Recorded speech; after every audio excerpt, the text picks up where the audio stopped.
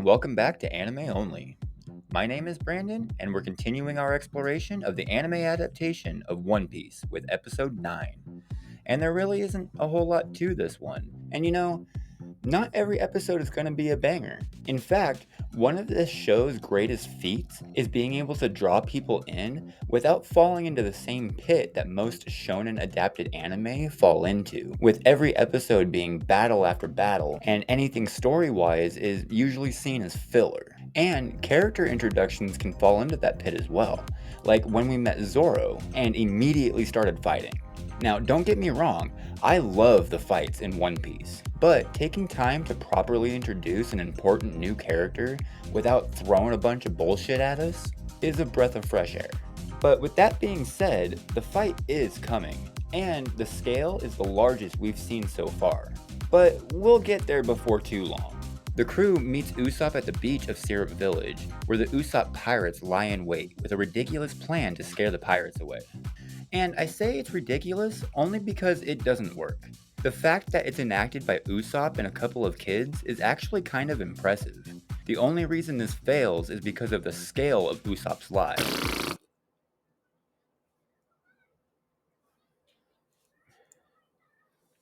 It would have been believable enough if he had said he had 25 men on his crew, but I think 80 million was pushing it just a little bit. I mean, it wouldn't have scared off real pirates who were determined to be there, but a random crew of 3 who just happened to wash ashore, yeah, I could see it working. Luffy notices right away that Usopp is Yasopp's son, and Yasopp is this man from the red hair pirates from Shanks' crew. And Luffy steals my favorite line in the show that Shanks says from episode 4 when we get that whole flashback. And even Zoro gets in on the fun with another line that Shanks says in that same flashback, which shows that the flashback that we saw was indeed Luffy telling Zoro the story about what happened and not just what we were seeing inside Luffy's head. And being confronted by real pirates with real resolve, Usopp gives up immediately, dropping to his knees. And after a good laugh from Luffy and Zoro, and now realizing that Luffy knows his old man, Usopp takes them to a restaurant where Luffy explains how Yasopp is on Shanks' ship and how he met him when he was little. Started to slouch. Nami asks Usopp if anyone in his village would be able to help them procure a ship, and Usopp says that he lives in a very small village and they don't have any services like that there. And Zoro mentions the big house on the hill that they saw in the village and wonders if anyone there might be able to help them. To which Usopp gets really suspicious and fidgety and runs out of the restaurant.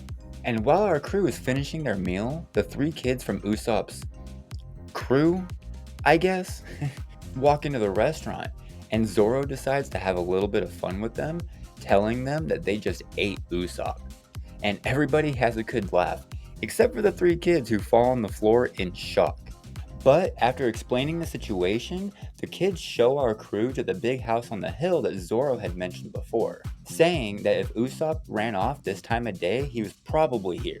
This house belongs to one Miss Kaya, a wealthy but unhealthy girl whose parents died a year previously, and has been stricken with depression ever since. She is cared for by her butler Klahadore, who walks around like he owns the place, but otherwise seems to genuinely care for Kaya. Seriously? What the hell is that? I mean, it's 1 o'clock in the morning right now. Everybody's asleep. And every time I try to record this part, that keeps going on. So I'm just gonna move on. Turns out, Usopp comes here often to tell Kaya wild stories about his fake adventures at sea to try to cheer her up. Obviously not understanding the difference between depression and sadness. If it was that easy to snap out of depression, I wouldn't be making YouTube videos. Luffy gets it into his head that since Usopp is helping this girl, Luffy can go and ask her for a ship.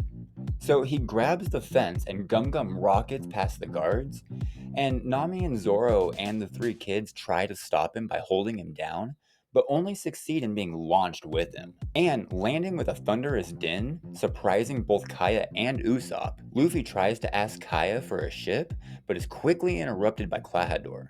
And we abruptly end this episode focusing on a strange man in heart sunglasses moonwalking down the road while an ominous guitar riff plays. And that was episode 9 of the anime adaptation of One Piece. And with that, I'd love to hear what you guys think about this episode, or my video on said episode. I think I'll be sticking to a similar format to this, moving forward with my videos, and I'm still working on my presentation and making a bit more room for some fun here and there. I know I come off as a bit too serious for the topic, but that's just because I'm not very comfortable in front of a camera yet. Hopefully I'll get over that too, so I can give you, the viewers, the experience you're looking for. In the meantime, I hope to see you in the next one. What?